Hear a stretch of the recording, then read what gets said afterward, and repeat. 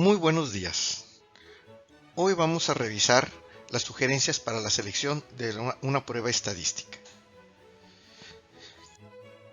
Hay que recordar que para la selección de una prueba estadística es muy importante tener claro cuáles son las definiciones de nuestras variables y su categoría metodológica. Es decir, vamos a tener que clasificar metodológicamente las variables. Hay que recordar, ¿sí?, que vamos a tener variables cualitativas nominales, que se refieren a características o atributos que solo pueden ser expresadas por medio de palabras, sin necesidad de que exista un orden entre ellas o alguna categoría. Por ejemplo, género, masculino o femenino. Yo las puedo acomodar de cualquier manera y no necesariamente existe un orden para su presentación.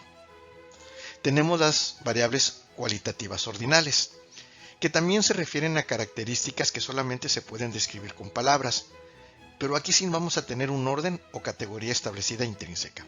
Por ejemplo, el grado de obesidad. Tenemos bajo peso, peso normal, sobrepeso, obesidad grado 1, 2, 3 y 4. Tenemos las variables cuantitativas discretas. Estas solamente se pueden expresar en números enteros. Un ejemplo sería el número de hijos. Nadie puede tener 1.5 hijos. Y por último, las variables cuantitativas continuas, que son susceptibles de expresarse en términos de fracciones. Por ejemplo, la estatura. La estatura puede expresarse en metros, en centímetros o en milímetros. Una persona puede medir 1.75 metros, 175 centímetros, 1750 milímetros. O el peso, que puede ser completamente en kilogramos o pudiera ser en gramos, pero siempre que haya una factibilidad de fraccionar, vamos a estar hablando de una variable cuantitativa continua. SPSS, que es el programa que generalmente utilizamos para el análisis estadístico, tiene una manera específica de categorizar las variables. La variable nominal, ¿sí?, es cuando las variables corresponden a categorías que no obedecen a una clasificación intrínseca. Ya lo comentamos, género y nacionalidad. La variable ordinal es cuando los valores representan categorías con alguna clasificación intrínseca, por ejemplo el grado de obesidad. A esta le podemos dar un valor numérico, que el valor numérico debe de corresponder al orden en el que se presenta. Por ejemplo, 1, bajo peso, 2, peso normal, 3, sobrepeso y así sucesivamente. Y tenemos las de escala o de intervalo, cuando sus valores representan categorías ordenadas con una métrica con significado. Aquí entraría tanto las variables cuantitativas continuas como las variables cuantitativas discretas. Cuando nosotros tenemos que revisar cuál es nuestra prueba estadística más adecuada para nuestro trabajo de investigación, nuestra primera pregunta debe de ser si estoy interesado en tratar de aplicar los criterios para elegir una prueba estadística específica. Si mi respuesta es no, lo único que vamos a hacer va a ser una estadística descriptiva, es decir, describir cómo se comportan los datos. Si mi respuesta es positiva, yo tengo que preguntarme si me interesa contrastar dos o más grupos de datos. Si mi respuesta es negativa, yo me tendré que preguntar si estoy interesado en medir correlación o indicadores de predicción. En caso de ser negativo, regreso a lo que es estadística descriptiva. En caso de ser positivo, tendría que consultar a un experto para poder determinar cuál es la prueba más adecuada. Si tengo pensado contrastar los datos de una o varias muestras, lo primero que me voy a preguntar es si mi diseño de investigación tiene una muestra. En caso de que sea positivo, estaremos hablando de una estadística descriptiva.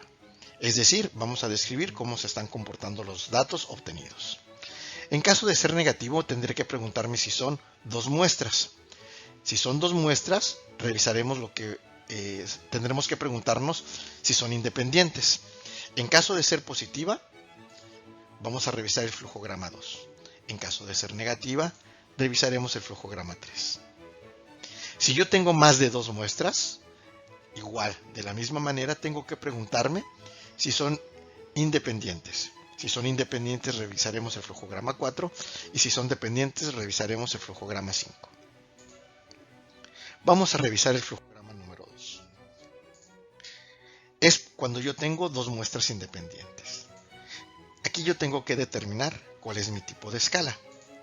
Si mi escala es ordinal, discreta o continua sin distribución normal, se sugiere utilizar la prueba de Udemann-Whitney.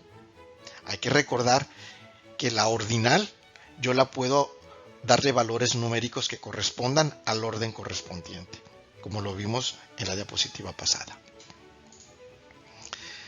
Si yo tengo una variable nominal, utilizaré la Chi cuadrada de Pearson. Y si tengo una de intervalo, que sería una cuantitativa con distribución normal, utilizaría la T de Students. Vamos a revisar el flujograma número 3. Cuando yo tengo dos muestras dependientes o relacionadas. Igual, ¿qué tipo de escala tengo? Tengo una escala ordinal, discreta o continua sin distribución normal, se sugiere utilizar la prueba de Wilcoxon. Tengo una escala nominal, se sugiere utilizar la prueba de McNemar. Tengo una escala de intervalo, continua o con distribución normal, se sugiere utilizar la T de Students.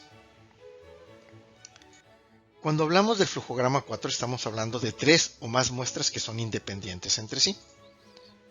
Tengo que preguntarme cuál es el tipo de escala nuevamente. Si mi escala es ordinal, es discreta o es continua sin distribución normal, se sugiere el análisis de varianza de Kruskal-Wallis. Si mi variable es de intervalo o continua con distribución normal, se sugiere el análisis de varianza de ANOVA. Y si mi variable es nominal, me tengo que preguntar si mi tamaño de muestra tiene algún valor mayor a 5 o menor a 5. En caso de ser positiva, se sugiere la prueba exacta de Fisher. En caso de ser negativa, la Chi cuadrada de Pearson.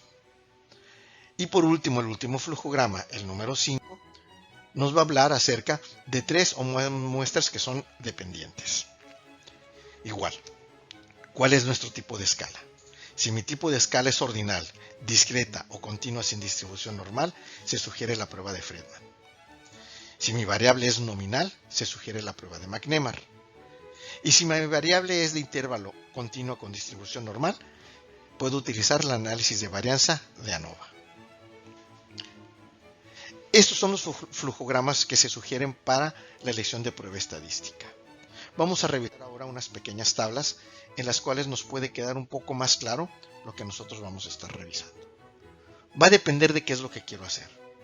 Si yo lo que quiero, sí, es comparar grupos, yo tengo que determinar qué tipo de variable es mi variable dependiente.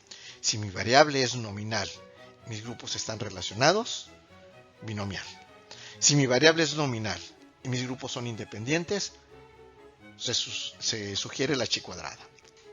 Si mi variable es discreta o continua sin distribución normal y mis grupos son relacionados y son dos muestras, Wilcoxon.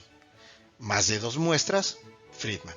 Si mis variables son independientes, dos muestras, Udemann-Whitney, más de dos muestras, Kruskal-Wallis. A todas estas se les conoce como pruebas no paramétricas.